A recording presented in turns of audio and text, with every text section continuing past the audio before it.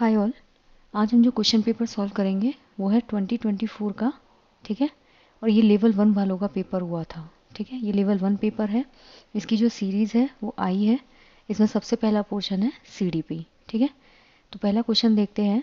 While participating in a sports competition in a class, Tanuj tells his friend that he will participate in the javelin throw and his sister can participate in jump rope because she is a girl and girls can not throw javelin. This depicts. इसमें बोला है कि कक्षा में एक खेल प्रतियोगिता हुई थी। इसमें हिस्सा लेते समय तनुज अपने दोस्त से बोला कि वो भाला फेंकने में हिस्सा लेगा और रस्सी कूदने में जो है उसकी बहन हिस्सा लेगी। क्यों? क्योंकि वो एक लड़की है और लड़कियां भाला नहीं फेंक सकती। ये कथन किस चीज़ को प्रदर्शित करता है?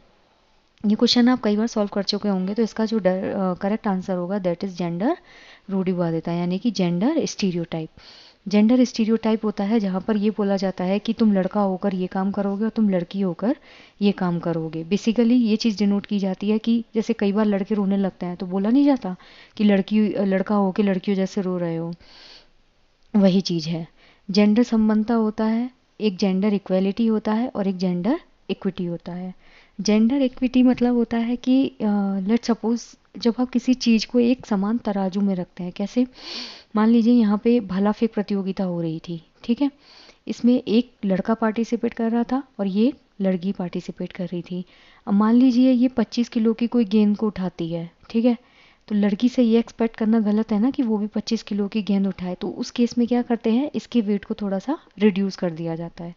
तो इस उस चीज़ को एक इक्विटी के उसके में देखा जाता है। एंड जेंडर समानता, जो काम लड़का कर सकता है वही काम लड़की भी कर सकती है। That's called your gender equality. I just hope कि आपको ये चीज़ें क्लियर हुई हो। नेक्स्ट क्वेश्चन है while divergent thinking dash convergent thinking. पहले तो ये समझिए कि जो डाइवर्जेंट थिंकिंग होती है ना, ये हमेशा ओपन एंडेड क्वेश्चंस में होती है, जहाँ पर आपकी जो रचनात्मकता होती है वो बाहर निकल के आती है। दैट मीन्स अगर आपसे मैं डायरेक्ट क्वेश्चन पूछूं कि अगर आप देश के प्रधानमंत्री होते तो क्या करते, इस क्वेश्चन को आप अपने तरीके से अपने वर्ड्स में फ्रेम करके एक रचनात्मकता शो करेंगे। समझ रहे हैं? आप उस चीज़ को अपने शब्दों में जब लिखेंगे तो आप खुल के अपने विचार लिखेंगे। जबकि जो कन्वर्जेंट थिंकिंग होती है उसमें वन लाइनर क्वेश्चंस होते हैं, जो एमसीक्यूज होते हैं वो इन क्वेश्चंस में पूछे जाते हैं कन्वर्जेंट थिंकिंग में। अगर आपसे पूछे कि भारत देश की राजधानी क्या है, तो इसका करेक्ट आंसर आप क्या लिखेंगे? दिल्ली। तो इसमें कुछ रचनात्मकता है नहीं है। तो अब हम क्वेश्चन देखते हैं कि जो डाइवर्जेंट थिंकिंग होती है और कन्वर्जेंट थिंकिंग होती है, divergent encourages multiple answer and is fixed on the correct solution. Divergent is fixed on one correct solution and encourages multiple answer, promotes mathematical abilities and promotes verbal abilities, promotes mathematical abilities. इन दोनों का तो इस question से कोई लेना देना ही नहीं है। अब हम बात करें डाइवर्जेंट थिंकिंग, यानी कि जो अपसारी चिंतन होता है वो मल्टीपल आंसर जो होते हैं उनको एनकरेज करता है, लेकिन जो कन्वर्जेंट थिंकिंग होती है वो एक जो सोल्यूशन होता है उस पर ये फिक्स रहती है। तो इसका जो करेक्ट आंसर होगा दैट इज ऑप्शन नंबर 1। अगर आप ढंग से भी देखेंगे ना तो अपसारी चिंतन मतलब चीज़ों को फैलाना, और अभिसारी मतलब चीज़ों को इकट्ठा करना। नेक्स्ट है which of the following statements about inclusive education is not correct. जो समावेशी शिक्षा होती है उसके बारे में कौन सा कथन सही नहीं है। समावेशी कक्षा आप कई बार पढ़ चुके होंगे, जहाँ पर सारे बच्चों की जो विभिन्नताएं होती हैं उनको इग्नोर करके उनको एक ही क्लास में एक साथ पढ़ाया जाता है। Inclusive teaching means teaching in ways that do not exclude. समावेशी शिक्षण का अर्थ है ऐसे तरीकों से शिक्षण करवाया जाए जो बहिष्कृत ना करें। नेक्स्ट है inclusive teaching means adopting pedagogies that support needs of all learners.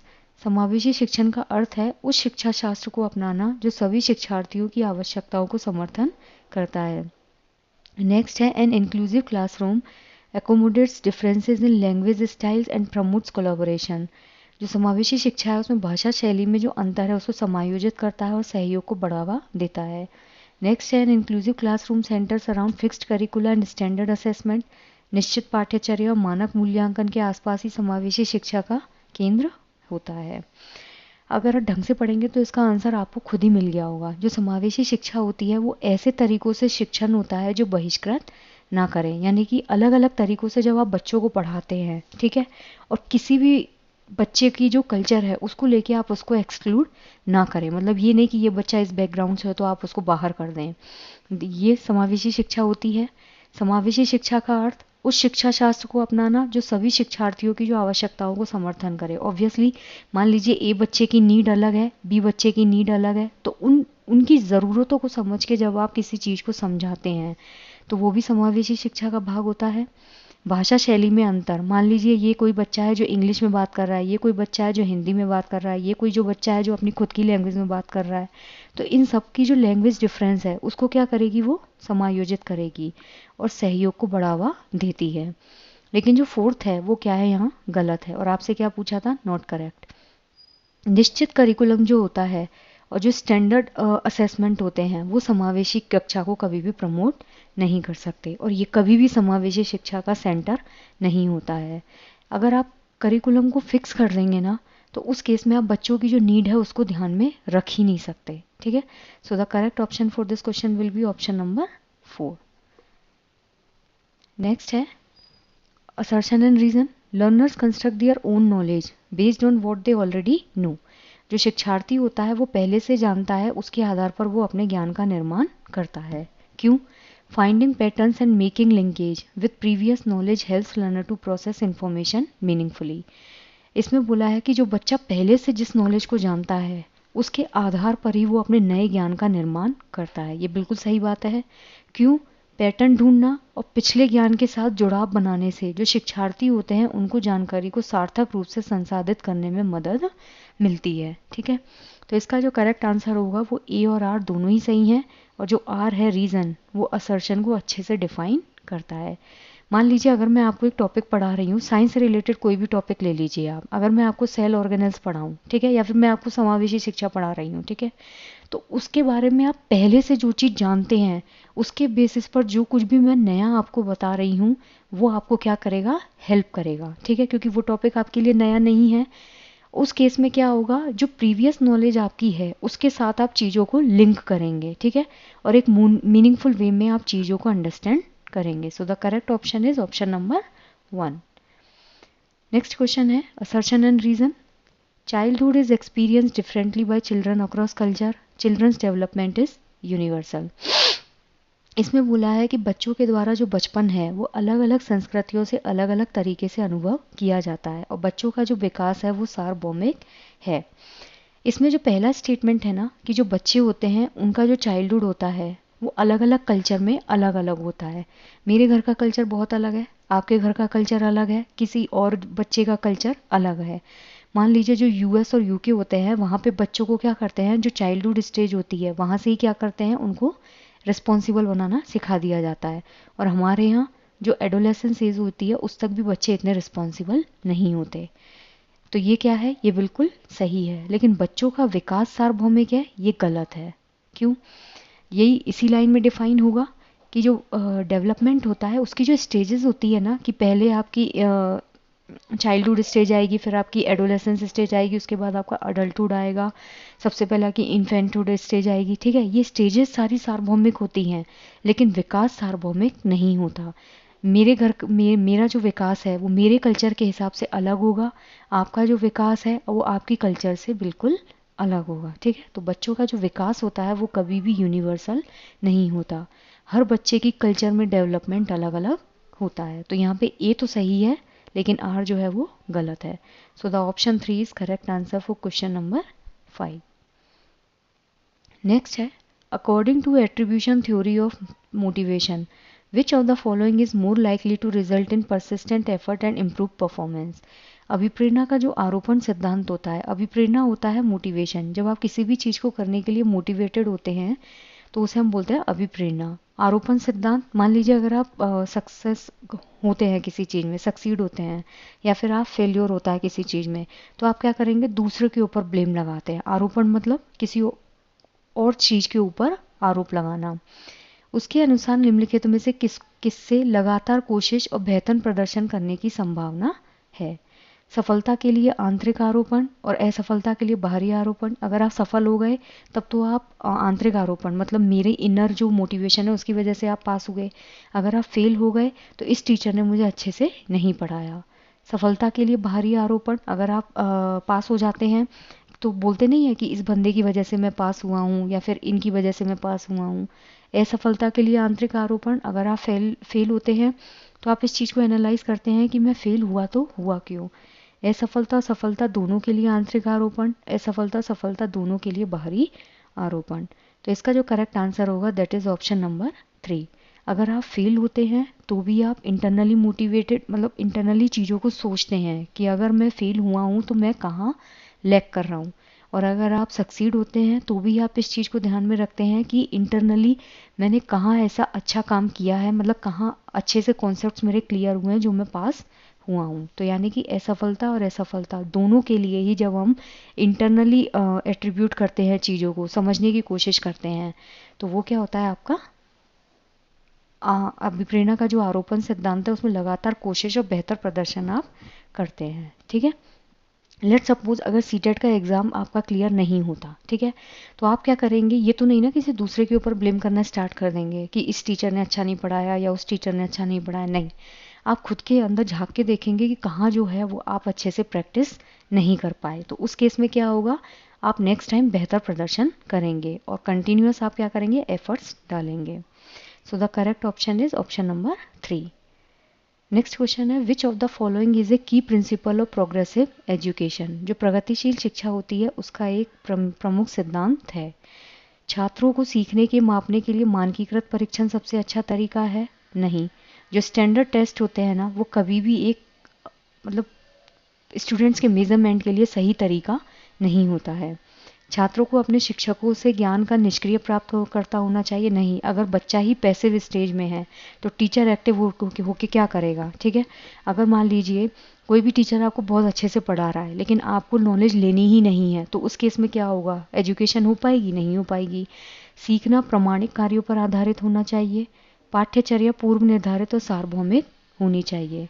जो करिकुलम होता है ना वो कभी भी प्री डिटरमाइन और यूनिवर्सल नहीं होना चाहिए। यूनिवर्सल तो ठीक है लेकिन प्री डिटरमाइन नहीं होना चाहिए। अगर आप पाठ्यचर्या को पहले से ही निर्धारित करके रखेंगे, तो मान लीजिए ये आपकी क्लास है, इसमें ये बच्चा अलग है, ये बच्चा अलग है, तो इन दोनों बच्चों की नीड को ध्यान में रखकर आप उनको एजुकेशन कैसे देंगे। तो जो सीखना होता है वो हमेशा प्रामाणिक कार्यों पर होना चाहिए। जो ऑथेंटिक टास्क होता है ना उस पर सीखना होना चाहिए। ऑथेंटिक टास्क मतलब जो चीज़ आपकी रियल लाइफ से बेस्ड होती है, ठीक है। जो भी चीज़ें आपके वास्तविक जीवन के अनुभव हैं उनके बेसिस पे आपको बच्चों को सिखाना चाहिए।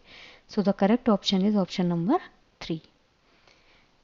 नेक्स्ट है, reasoning, thinking, problem solving are explained in which aspect of development. जो विकास है उसके किस पहलू में तर्क, चिंतन और समस्या समाधान की व्याख्या की जाती है। ऑब्वियसली आप रीजनिंग कर रहे हैं, थिंक कर रहे हैं या प्रॉब्लम सॉल्व कर रहे हैं, ये तीनों ही किससे रिलेटेड है, ब्रेन से, ठीक है। और जो ब्रेन होता है वो किस में जाएगा, मानसिक विकास में, ठीक है। तो संज्ञानात्मक विकास इज द करेक्ट आंसर। तो 8 नंबर क्वेश्चन का जो करेक्ट ऑप्शन होगा दैट इज ऑप्शन नंबर 2। गतिक विकास होता है आपका शारीरिक विकास। सामाजिक विकास, सोशल डेवलपमेंट, समाज में रह के जो आप अपने आप को इम्प्रूव करते हैं। नैतिक विकास, मोरली डेवलप। नेक्स्ट क्वेश्चन है, लेव Vygotsky proposes that what is important for self regulation in children. जो लेव वाइगोत्स्की है उन्होंने बताया कि बच्चों में जो स्वयं नियमन है उसके लिए क्या महत्वपूर्ण है। उन्होंने एक टर्म दी थी, बच्चा खुद से जो है वो इंटरनली बात करता है, यानी कि इनर स्पीच। आपने देखा होगा कई छोटे बच्चे जो होते हैं जब टॉयज़ के साथ खेलते हैं, ठीक है, जब वो टॉयज़ के साथ खेल रहे होते हैं, उनका मान लो ये टॉय टूट गया, ठीक है, ये टूट गया, तो बच्चा इसको जोड़ते वक्त ना खुद से कुछ बात करता है। ये क्या करता है, उनको इंटरनली मोटिवेट करता है और आगे उस काम को किस तरीके से प्रोसीड करना है उसके लिए वो अपने आप को तैयार करते हैं, ठीक है। तो सेल्फ रेगुलेशन के लिए लेव वाइगोत्स्की ने कहा था कि इनर स्पीच जो होती है that's plays a important role. असंतुलन नहीं, अनुकूलन नहीं, संगठन नहीं, ठीक है। तो 9th का करेक्ट ऑप्शन होगा that is option number 2। Next question है 10। In Lawrence Kohlberg's moral development theory, जो लॉरेंस कोलबर्ग का नैतिक विकास सिद्धांत है, उसमें children move from understanding consequences of acts to determine whether they are good और bad to understanding that rules and laws are flexible and can be changed because Lawrence Kohlberg argues that moral development occurs progressively in stages. जो Lawrence Kohlberg हैं उनका जो नैतिक विकास का सिद्धांत था उसमें बच्चे कार्यों को उनके परिणाम के आधार पर अच्छा या बुरा समझने से इस समझ पर पहुंचते हैं कि नियम और कानून जो हैं वो फ्लेक्सिबल होते हैं और उनको चेंज किया जा सकता है। क्यों? जो लॉरेंस कोलबर्ग हैं उन्होंने एक तर्क दिया था कि जो नैतिक विकास होता है ना वो क्रमिक रूप से किस में होता है? चरणों में। इन्होंने जो है वो 3 स्तर बताए थे, ठीक है। इन 3 स्तर की उन्होंने 6 स्टेज बताई थी।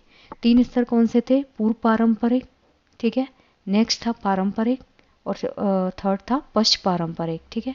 तो जो पूर्व पारंपरिक अवस्था थी उसमें इन्होंने बताया था कि बच्चा, इसके 2 स्टेज थी। पहली स्टेज थी कि बच्चों में नैतिकता नहीं होती है, ठीक है। क्यों नहीं होती? क्योंकि वो पेरेंट्स का जो डर होता है उसकी वजह से चीज़ों को नहीं करते। मान लीजिए फ्रिज में टॉफ़ी रखी है, ठीक है, बच्चा क्या करेगा? सारी टॉफ़ी खा जाएगा। लेकिन अगर वो नहीं खाता है टॉफ़ी तो किस डर से नहीं खाएगा?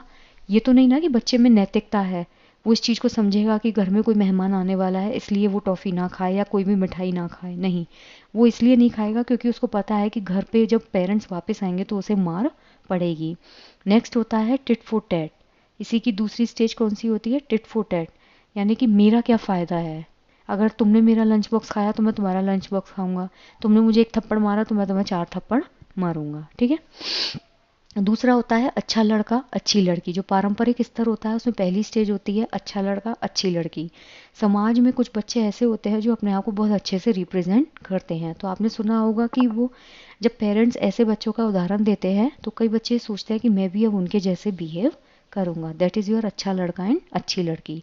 और तीसरा जो आपका स्तर होता है पश्च पारंपरिक अवस्था, उसमें लॉरेंस कोलबर्ग के नैतिक विकास में ये बताया गया था कि जो नियम और कानून होते हैं उनको क्या किया जाता है? चेंज किया जा सकता है, वो फ्लेक्सिबल होते हैं, ठीक है। क्यों? क्योंकि जो नैतिक विकास है वो क्रमिक रूप से होता है। पहले पूर्व पारंपरिक अवस्था आती है, फिर पारंपरिक अवस्था आती है और फिर पश्च पारंपरिक अवस्था आती है। इसमें बहुत कम एज होती है, इसमें आप फिर एक मेच्योरिटी लेते हैं और इसमें सबसे ज़्यादा आप मेच्योर हो जाते हैं जब आपको ये समझ में आता है कि जो कानून है उसको आप अपने हिसाब से चेंज कर सकते हैं, ठीक है। तो ए और आर जो है वो दोनों सत्य है और आर ए की सही व्याख्या करता है, बिल्कुल सही है।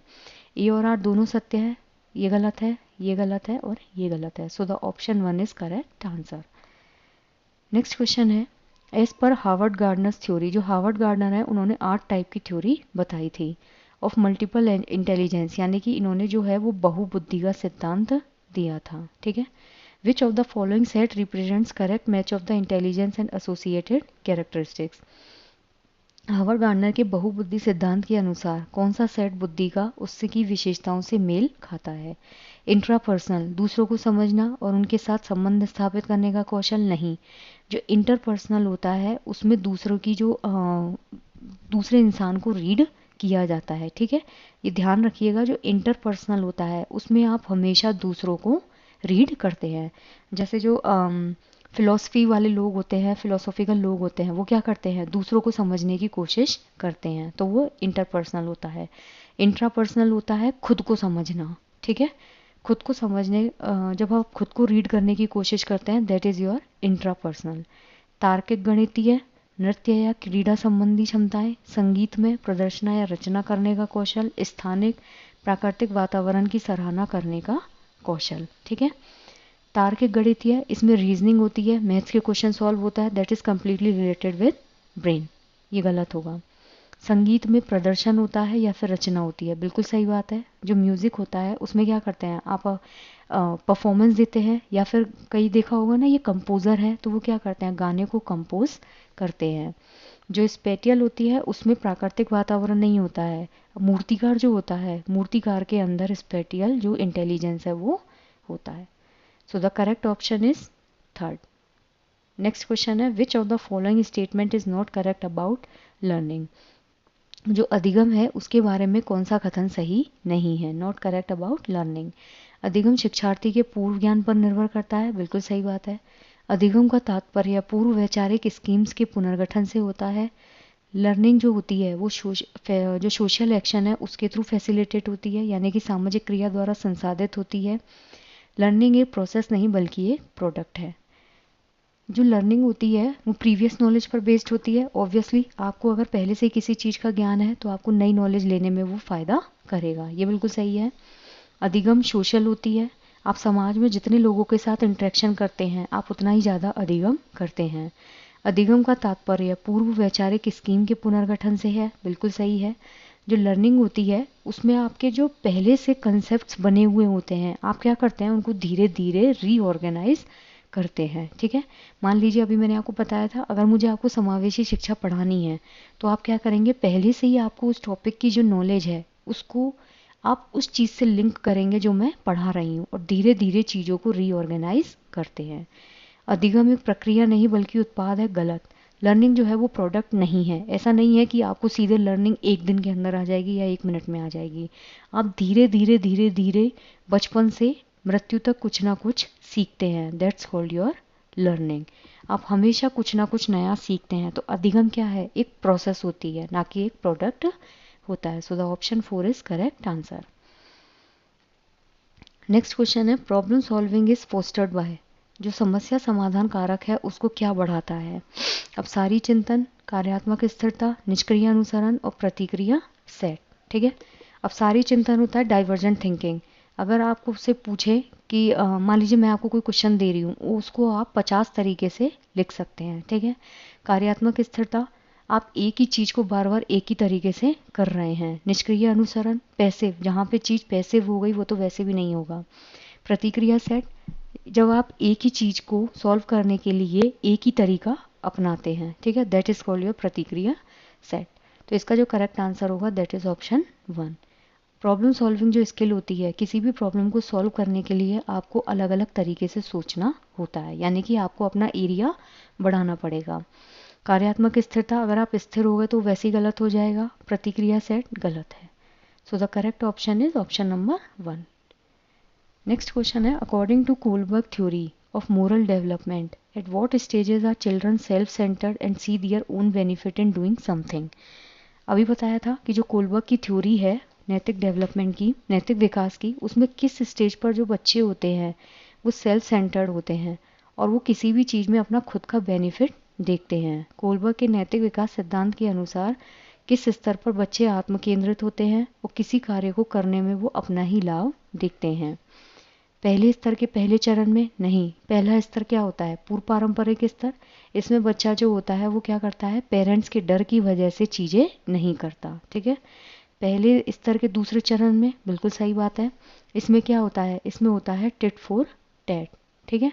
इसमें बच्चा क्या करेगा, अपना फ़ायदा देखता है। अगर उसका खुद का फ़ायदा होगा तो वो उस काम को करेगा, लेकिन अगर उसका खुद का कोई एडवांटेज नहीं है तो वो उस कार्य को नहीं करेगा। दूसरे स्तर के तीसरे चरण में, तीसरा चरण क्या है, अच्छा लड़की अच्छा लड़का। तीसरे स्तर के पांचवें चरण में जहाँ पर कानून व्यवस्था जो होती है उसको लेके सवाल किया जाता है। तो इसका जो करेक्ट आंसर होगा दैट इज ऑप्शन नंबर 2, पहले स्तर के दूसरे चरण में। नेक्स्ट है inclusion of students belonging to the disadvantage group demands, जो वंचित वर्ग से संबंधित विद्यार्थी होते हैं उनके समावेशन के लिए। वंचित वर्ग होता है, जैसे मान लीजिए कोई बच्चा है उसको बचपन में पढ़ाई के लिए वो एनवायरनमेंट नहीं मिल पाया, ठीक है, तो उसको समावेशित करने के लिए क्या करना चाहिए, विविध परंपराओं के प्रति जागरूकता और संवेदनशीलता को बढ़ावा देना चाहिए। पहचान आधारित रूढ़ियों को प्रमाणित और प्रोत्साहित किया जाना चाहिए। जहाँ पर आप स्टीरियोटाइप को प्रमोट कर रहे हैं तो वो तो वैसे भी गलत हो जाएगा। सामाजिक संबद्धता के आधार पर कक्षा में अलगाव करना चाहिए। आप सोशल एफिलिएशन के बेसिस पे बच्चों को अलग नहीं कर सकते कि ये इस सोसाइटी से है ये इस सोसाइटी से, तो आप बच्चों को अलग नहीं कर सकते। समान क्षमताओं के आधार पर विद्यार्थियों को समूह में विभाजित करना चाहिए, नहीं, बच्चों को कभी भी आप डिवाइड नहीं कर सकते। ऐसे तो नहीं ना कि क्लास ए है इसमें सारे बच्चे इंटेलिजेंट है, क्लास बी है इसमें सारे बच्चे इंटेलिजेंट है, नहीं। समावेशन का मतलब ही होता है कि अलग अलग कल्चर के जो बच्चे हैं उसके लिए आप बच्चों को जागरूक करो और चीज़ों को लेके उनको संवेदनशील बनाओ। तो इसका जो करेक्ट आंसर होगा that is option number 1। Next है which of the following is a characteristic of effective feedback in the classroom, जो प्रतिपुष्टि होती है उससे रिलेटेड विशेषता जो है वो कौन सी है। यह केवल कार्य के अंत में ही दी जाती है, नहीं, आप फीडबैक बच्चों को सिर्फ काम के लास्ट में देंगे, ये व्यापक और सामान्य होती है। ये केवल परिणामों पर केंद्रित होती है? नहीं। ये ब्रॉड और जेनरिक नहीं होती। ये केवल रिजल्ट्स पर बेस्ड होती है? नहीं। ये सामयिक और विशिष्ट होती है? It is timely and specific. ठीक है, तो इसका जो करेक्ट आंसर होगा दैट इज़ ऑप्शन नंबर 4। मान लीजिए कोई बच्चा है, कई सारे बच्चे हैं, वो क्लास में अच्छे से रिस्पॉन्ड नहीं कर रहे हैं, आपको उन बच्चों को फीडबैक देना है। तो ऐसे तो नहीं ना कि आप हर टास्क के बाद उन बच्चों को फीडबैक देखने लग जाएंगे कि आपने ये गलत किया, आपने ये गलत किया है, ऐसे नहीं होता है।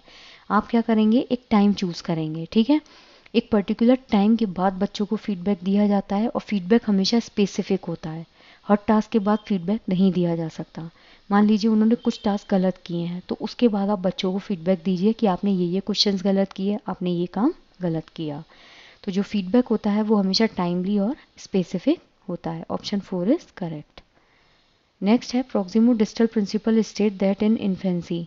जो समीपस्थ विकास सिद्धांत है वो कहता है कि शैशवावस्था में, शैशवावस्था होती है आपकी 0 से 6 साल, अंग हाथों और पैरों की तुलना में तेजी से बढ़ते हैं। विकास सिर से पांव तक होता है? नहीं। जो प्रोक्सिमो डिस्टल प्रिंसिपल होता है वो अलग है और जो सिफेलोकोडल प्रिंसिपल होता है वो अलग है। ये क्या है? सिफेलोकोडल। ठीक है, इसमें क्या होता है, पहले सिर बनता है और सिर से आप कहाँ जाते हैं, पैर की तरफ। भाषा का विकास तेजी से होता है क्योंकि यह विकास के लिए संवेदनशील अवधि है? नहीं। भाषा का विकास तेजी से तो होता है, लेकिन विकास के लिए संवेदनशील अवधि जो होती है वो है प्रारंभिक बाल्यावस्था। ठीक है, इसी स्टेज में बच्चे का भाषा विकास होता है, जो कहाँ से कहाँ तक होती है, 2 से 6 साल। ये भाषा का सबसे संवेदनशील काल होता है। ये गलत हो गया। सूक्ष्म गतिक कौशल के विकास के साथ शारीरिक विकास तेजी से होता है। सूक्ष्म गतिक कौशल होता है आपका मोटर, जो फाइन मोटर स्किल्स होती हैं। ठीक है, तो जो शारीरिक विकास है वो अगर तेजी से हो रहा है, यानी कि आपकी बॉडी का जो फिजिकल डेवलपमेंट है वो अगर तेज हो रहा है, तो वो सूक्ष्म गतिक कौशल से नहीं होगा, वो होगा आपका ग्रॉस मोटर स्किल्स जो होती हैं। ठीक है, यानी कि स्थूल गतिक कौशल। ठीक है, इसको हम बोलते हैं स्थूल गतिक कौशल। ठीक है, स्थूल गतिक कौशल क्या होता है, जैसे आपके हाथ हैं, आपके पैर हैं, ये क्या है, बड़े बॉडी के ऑर्गन्स हैं, तो इनकी वजह से शारीरिक विकास तेजी से होता है। फर्स्ट ऑप्शन है अंग हाथों और पैरों की तुलना में तेजी से बढ़ते हैं, बिल्कुल सही बात है। जो प्रोक्सिमो डिस्टल प्रिंसिपल होता है ना, उसका मतलब होता है विकास सेंटर से पेरीफेरी की तरफ जाता है। पहले क्या बनेगा, आपकी रीढ़ की हड्डी बनेगी, रीढ़ की हड्डी से आपके शोल्डर्स बनेंगे, शोल्डर्स के बाद आपका आर्म बनेगी, आर्म के बाद आपकी फिंगर्स बनेंगी। ठीक है, तो जो अंग है उनके जो बॉडी के पार्ट्स हैं, मतलब ये लिम्स जो हैं, लिम्ब कौन से होते हैं, साइंस में पढ़ा होगा ना आपने, फोर लिम्ब और हिंड लिम्ब। फोर लिम्ब होता है आपके हाथ और हिंड लिम्ब होते हैं आपके पैर। वो हाथों और पैरों की तुलना में तेजी से बढ़ते हैं। ठीक है, जो शोल्डर वगैरह है वो क्या होते हैं आपके, तेजी से बढ़ते रहते हैं। तो option 1 is correct answer. Next है assertion and reason. School curriculum should give reasonable space and value to learners cultural knowledge because supporting students to uphold their cultural identities facilitates learning. जो स्कूल में curriculum होता है ना, उस school का जो curriculum होता है उसका मेन पर्पस होता है कि वो बच्चों को क्या करे, सांस्कृतिक ज्ञान जो है उसको उचित स्थान और मूल्य दिलवाए। ठीक है, क्यों? क्योंकि विद्यार्थियों को उनकी सांस्कृतिक पहचान बनाए रखने के लिए जब आप समर्थन देते हैं तो वो सीखने की प्रक्रिया को सुगम बनाता है। हर बच्चा अपना एक डिफरेंट कल्चर बैकग्राउंड लेके आता है। ठीक है, एक बच्चा जो है वो सुबह सुबह उठ के जिम जा रहा है तो उसका कल्चर बैकग्राउंड अलग है। एक बच्चा जो है वो सुबह सुबह उठ के खेत में जा रहा है, उसका कल्चर बैकग्राउंड अलग है। तो जितने भी बच्चे अलग अलग कल्चर बैकग्राउंड को लेके आते हैं ना, करिकुलम कहता है कि आप उस चीज़ को जो है एक प्रॉपर स्पेस दो, और जो भी बच्चा कल्चर, जो भी बच्चा बचपन से सीख के आ रहा है उसको क्या करो, आप एक वैल्यू दो। क्यों? क्योंकि जब आप उनकी उस चीज़ को इम्पोर्टेंस देते हैं तो वो बच्चों की लर्निंग में बहुत ज़्यादा हेल्पफुल होता है।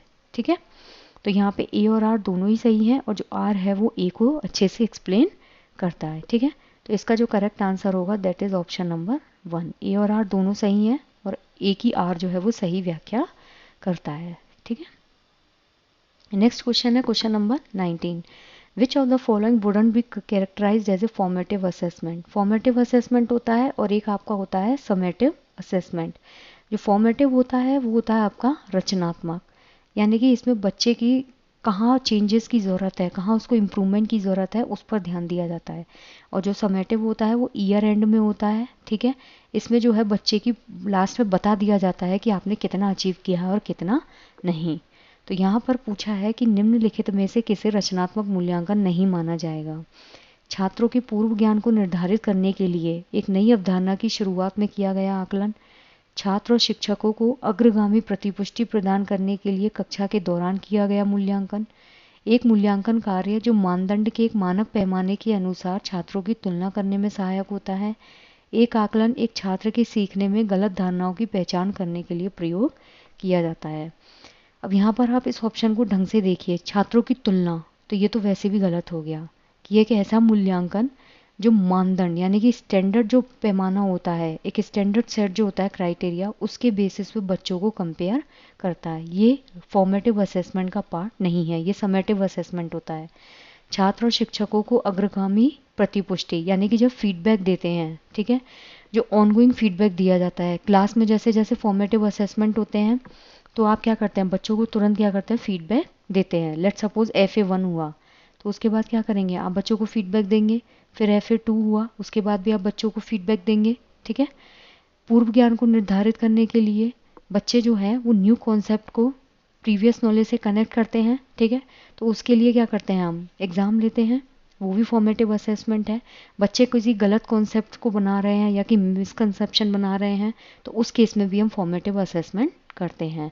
लेकिन बच्चों की तुलना करने के लिए आप एक स्टैंडर्ड क्राइटेरिया को फॉलो नहीं करते हैं। सो the option 3 is correct answer. Next है 20, विच of the following is A typical characteristic of dyslexia. Dyslexia होता है जब आप किसी भी वर्ड का प्रोनाउंसिएशन सही से नहीं कर पाते हैं, ठीक है। जैसे क्लास में लिखा हुआ है, मान लीजिए ये लिखा हुआ लक्स, तो बच्चा इसको लक्स ना पढ़कर क्या पढ़ेगा, लुक्स, ठीक है। तो फोनेटिक जो प्रोनाउंसिएशन होता है वो बच्चे का सही नहीं होता। ये पठन वैफल्य की विशिष्ट विशेषता कौन सी है। रचनात्मक समस्या समाधान में कठिनाई नहीं, ध्वन्यात्मक प्रसंस्करण में कठिनाई, शारीरिक समन्वय में कठिनाई और स्थानिक समझ या जानकारी में कठिनाई। इसका होगा जहां बच्चा फोनेटिक जो प्रोसेसिंग होती है उसको सही से नहीं कर पाता, ठीक है। आई रिपीट, जो डिसलेक्सिया होता है वो हमेशा आपके प्रोनाउंसिएशन से रिलेटेड होता है, जहाँ पर आपका फोनेटिक जो है वो अच्छे से क्लियर नहीं होता। और जहाँ शारीरिक समन्वय में कठिनाई होती है दैट्स कॉल्ड योर डिस्प्रेक्सिया, ठीक है, जहाँ आपका शरीर का संतुलन सही से नहीं होता है। ये कुछ नहीं होता, ये भी कुछ नहीं होता। So the correct option is option number 2। Next question है question number 21, which of the following types of questions that can help assess a students ability to evaluate information critically. Critically सोचने का मतलब होता है जब आप किसी भी क्वेश्चन के सारे एस्पेक्ट्स देखते हैं, इसका पॉजिटिव एस्पेक्ट क्या है, इसका नेगेटिव एस्पेक्ट क्या है, इसको हम किसी दूसरे तरीके से कैसे सॉल्व कर सकते हैं, इसके एडवांटेज क्या है, डिसएडवांटेज क्या है।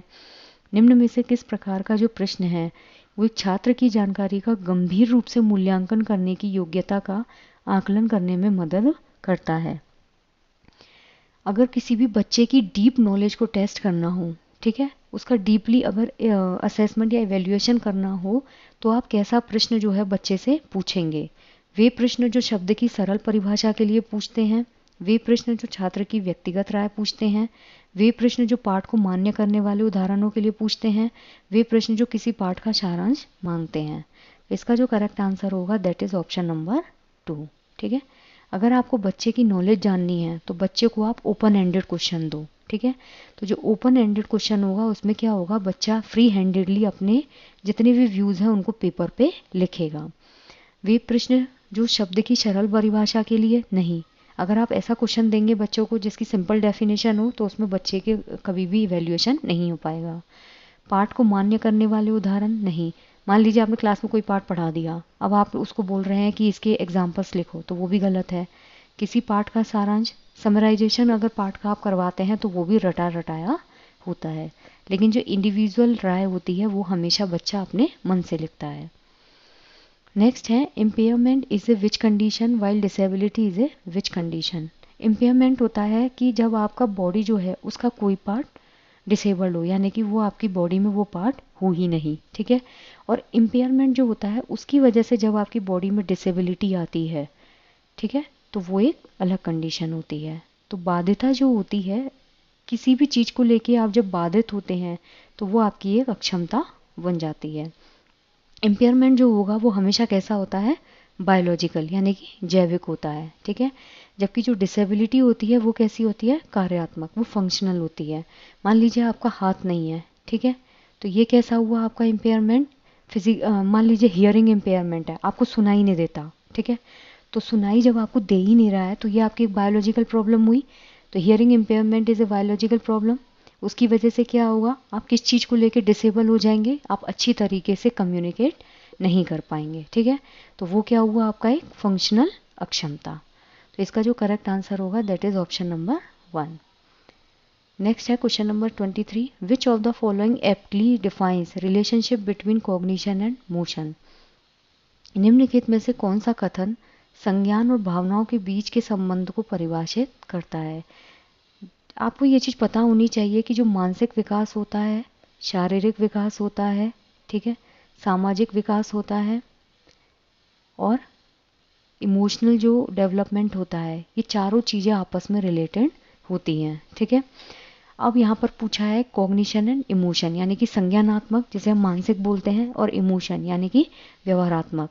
तो ये जो है इन दोनों के बीच में जो रिलेशनशिप है उसको क्या है जो एग्जैक्टली डिफाइन करता है। संज्ञान और भावनाएं दोनों स्वतंत्र प्रणालियां हैं, नहीं, दोनों एक दूसरे से इंटर रिलेटेड होती हैं, ये इंडिपेंडेंट सिस्टम नहीं है। भावनाएं और संज्ञान आपस में एक दूसरे पर पारस्परिक रूप से निर्भर करती हैं, ये बिल्कुल सही आंसर है, ठीक है। संज्ञान भावनाओं को प्रभावित करता है लेकिन इसका विपरीत सत्य नहीं है, ये गलत है। भावनाएं संज्ञान को प्रभावित करती हैं लेकिन इसका विपरीत सत्य नहीं है, ठीक है। बेसिकली इसमें बोला है कि जो संज्ञान है वो तो भावनाओं को प्रभावित करेगा, लेकिन जो भावनाएं हैं वो संज्ञान को प्रभावित नहीं करेंगी। सेम इसमें है, भावनाएं संज्ञान को प्रभावित करेंगी लेकिन संज्ञान भावनाओं को प्रभावित नहीं करेगा। जबकि ये चारों ही जो स्टेज होती हैं वो एक दूसरे को प्रभावित करती हैं, मानसिक, शारीरिक, सामाजिक और व्यवहारात्मक। तो इसका जो करेक्ट ऑप्शन होगा that is option number 2। Next है language development in primary classes is facilitated. जो भाषा का विकास होता है वो प्राथमिक कक्षाओं में किस प्रकार संसाधित होता है, मतलब हम कैसे करते हैं। जब शिक्षक अमूर्त अवधारणाओं को संदर्भित करने के लिए ठोस उदाहरणों का उपयोग करें, बिल्कुल सही है। मान लीजिए कोई टीचर है, ठीक है, उसको बच्चों को एक जो चीज़ दिख नहीं रही है वो कॉन्सेप्ट बच्चों को समझाना है, तो उसके लिए वो क्या करेगा, ठोस उदाहरण लेके आएगा, यानी कि मूर्त उदाहरण जो है उनको प्रदर्शित करेगा। जब शिक्षक औपचारिक भाषा के प्रयोग पर जोर दे, नहीं, जो फॉर्मल लैंग्वेज होती है अगर आप बच्चों को वो रटाना स्टार्ट कर देंगे तो उनका भाषा अधिगम नहीं हो पाएगा। जब शिक्षक बच्चों की मातृभाषा की अवहेलना और उपेक्षा करे, अगर आप उनकी मदर टंग को ही इग्नोर कर देंगे तो भी बच्चे कभी भी लैंग्वेज नहीं सीख पाएंगे। जब शिक्षक मूर्त वस्तुओं की बजाय संकेत और प्रतीकों से शुरुआत करें, नहीं, मान लीजिए कि आप किसी भी चीज़ को रियल में दिखाने की बजाय उसके सिंबल्स दिखा रहे हैं, तो उससे क्या होगा, बच्चे कंफ्यूज हो जाएंगे। तो इसका जो करेक्ट ऑप्शन है दैट इज ऑप्शन नंबर 1।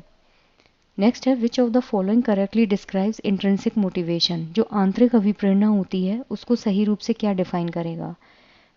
अभिप्रेरणा जो बाहरी पुरस्कारों से आता है, नहीं, ये एक्सटर्नल मोटिवेशन होता है। अभिप्रेरणा जो कार्य के व्यक्तिगत आनंद से आता है, ये बिल्कुल सही है। जब कोई भी काम आप अपने खुद के मतलब व्यक्तिगत आनंद के लिए करते हैं, यानी कि इंटरनली इंजॉयमेंट के लिए करते हैं, तो वो हमेशा इंटरनल मोटिवेशन होता है। दूसरों के साथ प्रतिस्पर्धा, ये भी एक्सटर्नल मोटिवेशन है। दंड का भय, ये भी एक्सटर्नल मोटिवेशन है, ठीक है। तो इसका जो करेक्ट आंसर होगा that is option number 2। Next है which of the following are examples of scaffolding. Scaffolding जो है वो टर्म दी थी आपकी वाइगोत्स्की ने, ठीक है। उन्होंने क्या बताया था कि आप पाड़ या ढांचा निर्माण, ठीक है, आजकल एक वर्ड यूज़ करते हैं इसकी जगह, वो है आलम्बन। आलम्बन होता है कि मान लीजिए आपको बच्चे को साइकिल चलाना सिखाना है, ठीक है, तो यहाँ पर आप MKO की मदद से जो बच्चे को साइकिल चलाना सिखा रहे हैं, तो वो क्या हुआ आपका स्कैफोल्डिंग, ठीक है। इसमें think aloud, prompts and cues, questions, half solve example and rote rehearsal. जो स्कैफोल्डिंग होती है ना, आलम्बन, उसे बोलकर सोचो, बिल्कुल सही बात है। आप बच्चे को क्या बोलते हैं, आप बच्चे की कैसे हेल्प करेंगे, पहले उसको कुछ देंगे, चीज़ें सोचने के लिए देंगे और फिर उससे बुलवाएंगे, बिल्कुल सही बात है। बच्चे को सिंबल देते हैं आप और क्लू देते हैं, बच्चे से क्वेश्चन करते हैं, आधा हल किया हुआ उदाहरण देते हैं, लेकिन जो रोट लर्निंग होती है वो कभी भी स्कैफ फोल्डिंग का पार्ट नहीं होती। इवन रोट लर्निंग जो होती है वो किसी भी चीज़ का पार्ट नहीं होती है। So the correct option is A, B and C, D. Third इसका करेक्ट ऑप्शन होगा। नेक्स्ट क्वेश्चन है,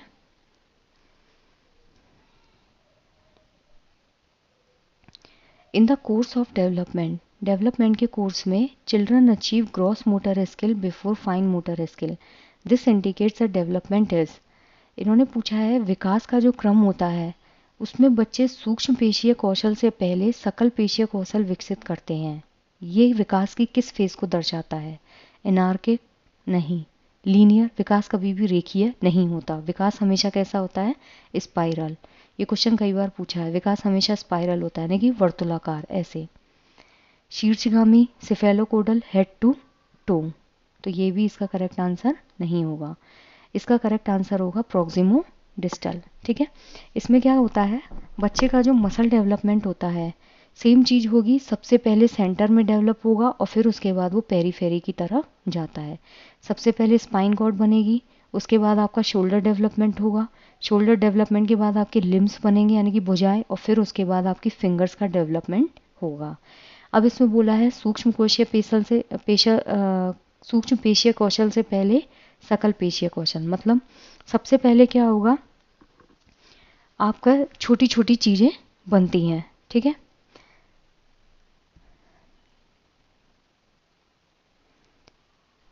सबसे पहले क्या होगा आपका, मतलब सबसे पहले बॉडी की स्ट्रक्चर बनेगी। ठीक है, एक बॉडी का पूरा मान लीजिए कि ह्यूमन बॉडी बन गई। ठीक है, ये हाथ बन गया, ये पैर बन गया, लेकिन ये एक ढांचा बन के तैयार होता है। इसमें सबसे पहले क्या होगा, आपकी रीढ़ की हड्डी बनेगी और धीरे धीरे आपका ये डेवलपमेंट होना स्टार्ट हो जाएगा। ठीक है, तो सबसे पहले आप ग्रॉस मोटर स्किल्स बनाते हैं, उसके बाद हम सूक्ष्म पेशीय कौशल पे जाते हैं। शुरू में सबसे पहले आप क्या यूज़ करते हैं, पूरा हाथ यूज़ करते हैं ना, धीरे धीरे आप उंगलियों का यूज़ करना सीखते हैं।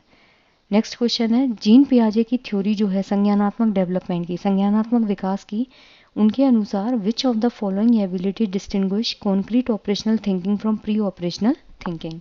जो जीन पियाजे हैं उन्होंने 4 प्रकार की विकास की अवस्थाएं बताई थी। ठीक है, एक था इनका सेंसरी मोटर स्टेज जो 0 से 2 साल थी, एक थी प्री ऑपरेशनल स्टेज जो 2 से 7 साल थी, एक थी कॉन्क्रीट जिसे हम मूर्त बोलते हैं वो थी 7 से 11, और एक थी इनकी फॉर्मल, ये थी 12 से 15। ठीक है, ये थी 7 से 12। इसमें पूछा है जीन पियाजे का जो संज्ञानात्मक विकास है उसके अनुसार कौन सी जो क्षमता है वो मूर्त संक्रियात्मक को पूर्व संक्रियात्मक से अलग करती है, यानी कि जो कॉन्क्रीट है उससे प्री ऑपरेशनल को अलग करती है। कोऑर्डिनेशन ऑफ सेंसेस ये किस स्टेज में होता है, ये होता है आपका सेंसरी स्टेज में। हाइपोथेटिकल रीजनिंग ये होता है आपका फॉर्मल ऑपरेशनल में। हाइपोथेटिकल मतलब जो चीज़ आपको सामने दिख नहीं रही है लेकिन फिर भी आप चीज़ों को सॉल्व करते हैं, जैसे मैथ में होता है आपके जो होता है एक्स वाई जेड जो कोऑर्डिनेशंस होते हैं उनको लेके जब आप क्वेश्चंस करते हैं तो वो होता है आपका फॉर्मल ऑपरेशनल। ऑब्जेक्ट परफॉर्मेंस वस्तु स्थायित्व किस में होता है आपका, ये होता है हमेशा आपका प्री सेंसरी स्टेज में। ठीक है, जो 0 से 2 साल की होती है। इसमें क्या करते हैं आप, जैसे बचपन में आपने देखा होगा कि छोटा बच्चा होता है उसको मम्मियाँ नहीं बोलती कि कोई सामान है जिसको लेके बोलती हैं चिड़िया ले गई चिड़िया ले गई। ठीक है, तो उस चीज़ को लेके बच्चे के दिमाग में एक स्थायित्व आ जाता है कि नहीं चिड़िया सामान लेके नहीं गई है बल्कि मम्मी ने उस सामान को पीछे छुपा लिया है। नेक्स्ट है विकेंद्रण। डिसेंटरिंग जो होता है वही एक मेन फीचर होता है जो मूर्त संक्रियात्मक को पूर्व संक्रियात्मक से अलग करता है। जो डिसेंटरिंग होता है वो मेन फीचर होता है आपका प्री ऑपरेशनल जो स्टेज होती है उसका, यानी कि 2 से 7 साल का। जबकि 7 से 11 में क्या होता है, बच्चा समझने लगता है कि चीज़ें कैसे हैं। लेट सपोज कोई बड़ा आम है। ठीक है, ये आपका एक क्या है, आम है। ये आम, एक आम इस साइज़ का है और एक आम इस साइज़ का है। ठीक है, लेकिन बच्चा जो है फिर भी दोनों मतलब सेम साइज़ के हैं, लेकिन एक आम मोटा है एक आम थोड़ा सा पतला है। लेकिन बच्चों छोटा बच्चा क्या करता है, आम को ऐसे नाप के देखता है, वो आम को नापेगा और फिर जो सबसे बड़ा आम होगा उसकी थ्योरी के अकॉर्डिंग वो उसको लेगा। मान लीजिए एक लंबा बीकर है और ये कितना चौड़ा बीकर है, इसमें भी आपने कुछ भरा हुआ है लिक्विड और इसमें भी आपने कुछ भरा हुआ लिक्विड, दोनों में सेम क्वांटिटी है, लेकिन बच्चा इसको ज़्यादा सोचेगा और इसको कम सोचेगा। That is called your decentering. ये किसका मेन फीचर होता है? Pre operational stage. जीन पियाजे की जो दूसरी अवस्था होती है उसमें विकेंद्रण होता है। नेक्स्ट है, after getting out in the game due to the rope getting stuck in her leg while jumping, Aru says that the rope deliberately got her out. At what stage of Jean Piaget theory of cognitive development of children reason like this? मतलब कोई बच्ची है आरू, वो रस्सी कूदते समय उसका पैर जो है वो रस्सी में फंस गया, अब वो आउट हो गई। तो आउट होने के बाद वो रस्सी को बोलती है कि रस्सी ने जानबूझकर मुझे आउट किया है। तो जीन पियाजे की कौन सा ऐसी स्टेज है जिसमें बच्चे इस तरह का तर्क देते हैं? संवेदी चालक अवस्था होती है 0 से 2, ठीक है। प्री ऑपरेशनल होती है आपकी 2 से 7, ये होती है आपकी 7 से 11 और ये होती है आपकी 11 से 15। अब देखिए, जहाँ पे ये जो प्रोसेस होती है ना, जहाँ पे बच्चा किसी निर्जीव वस्तु को सजीव समझने लगता है, उसे हम बोलते हैं एनिमिज्म, ठीक है, यानी कि सजीववाद, जहाँ पे आप किसी भी नॉन लिविंग थिंग को लिविंग थिंग समझने लगते हैं और उसको आप वैसे ही बिहेव करते हैं। जैसे लेट सपोज जब छोटा बच्चा होता है वो ज़मीन पे गिर जाता है, ठीक है, तो वो क्या बोलता है? ज़मीन ने मारा बोलता है। तो मम्मियाँ क्या करती है? ज़मीन को मारती है तो बहुत खुश होता है। क्यों? क्योंकि उसको ऐसा लग रहा है कि वो लिविंग चीज़ है। तो ये जो बेसिक फीचर होता है ये हमेशा होता है आपका प्री ऑपरेशनल स्टेज का। इसमें 3-4 वर्ड्स होते हैं। एक तो एनिमिनिज्म होता है, एक ईगोसेंट्रिसिज्म होता है जहाँ पे बच्चा खुद को सेंटर में रखता है, ठीक है, एक नार्सिज्म होता है जहाँ पे बच्चा खुद से प्रेम करता है, ठीक है। ये तीनों टर्म जो होती है वो प्री ऑपरेशनल स्टेज का ही पार्ट होती हैं। आई रिपीट, एनिमिज्म सजीववाद, जहाँ पे निर्जीव वस्तु को सजीव समझा जाता है। ईगोसेंट्रिसिज्म, जहाँ पे बच्चा खुद को हमेशा सेंटर में रखता है और खुद को हमेशा सही मानता है। नार्सिज्म होता है खुद से बहुत प्रेम करना, ठीक है, जहाँ पे बच्चा खुद से बहुत प्यार करता है, खुद को बहुत सुंदर मानता है, ठीक है। और इसी स्टेज का एक मेन फीचर होता है डिसेंट्रलाइजेशन, मतलब जहाँ पे बच्चा चीज़ों को लेकर उसका कॉन्सेप्ट क्लियर ना हो, जो अभी हमने इस क्वेश्चन में किया था, विकेंद्रण, ठीक है, जहाँ पे बच्चे को ये समझ में ना आए कि दोनों चीज़ें सेम क्वांटिटी में है लेकिन लेंथ की वजह से वो चीज़ों को नहीं समझ पाता। तो इसका जो करेक्ट आंसर होगा that is option number 4। Next question है, socio constructivist views of learning advocates that. जहाँ पर आपको सामाजिक संरचनावादी दिख जाए ना वर्ड, वो हमेशा कौन है? लेव वाइगोत्स्की, ठीक है। इन्होंने ही जो है वो सोशल कंस्ट्रक्टिविस्ट थ्योरी दी थी। मतलब संरचनावादी मतलब बच्चा अपने ज्ञान का निर्माण खुद करता है, ये हुआ संरचनावाद। लेकिन सामाजिक समाज में रहकर जब बच्चा अपने ज्ञान का निर्माण खुद करता है उसे हम बोलते हैं सामाजिक संरचनावाद। इसमें शिक्षार्थी दूसरों से निष्क्रिय रूप से ज्ञान प्राप्त करता है? नहीं। जब बच्चा ही पैसिव हो गया, जब लर्नर ही पैसिव है तो अपने ज्ञान का निर्माण कैसे करेगा? नहीं हो सकता। शिक्षार्थी सक्रिय रूप से ज्ञान का निर्माण करता है। स्लाइटली सही है कि बच्चा अपने ज्ञान का निर्माण एक्टिव होके करता है। व्याख्या देने और समझाने से प्रभावी शिक्षण सक्रिय होता है? नहीं। जब आप किसी चीज़ को एक्सप्लेन करते हैं, ठीक है, मान लीजिए मैं आपको किसी चीज़ पे बस लेक्चर देती चली जाऊँ और उस चीज़ को सिर्फ एक्सप्लेन करती चली जाऊँ तो आपके कॉन्सेप्ट्स क्लियर होंगे? आप ज्ञान का निर्माण कर पाएंगे? नहीं। प्रत्याहार और दोहराव की चिंतन प्रक्रिया से प्रभावी शिक्षण होता है? नहीं। जो इफेक्टिव लर्निंग होती है वो कभी भी रिकॉल और रिहर्सल से नहीं होती।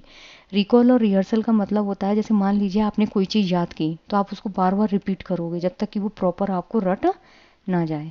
तो ये भी गलत है। इसमें क्या होगा? शिक्षार्थी सक्रिय रूप से अपने ज्ञान का निर्माण करते हैं। That's called your social constructivist theory. तो इसका जो करेक्ट ऑप्शन है दैट इज ऑप्शन नंबर 2।